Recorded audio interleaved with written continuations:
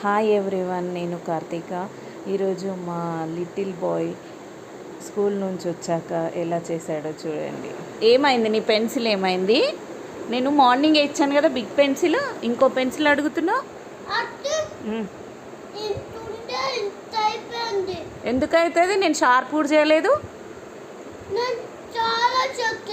నువ్వు చాలా షార్ప్ చేసినావా?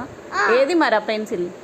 అది మా ఫ్రెండ్ పెన్సిల్ లేదంటూ క్లాస్లో పోయింది, నన్ను అడిగిండు, నన్ను ఇచ్చిన. మరి నీకు? నాకు పాడేసిండు, మొత్తానికి తీసుకుంది. మరి నువ్వేం రాసినావు? నేను మా ఫ్రెండ్ పెన్సిల్తో రాసిన.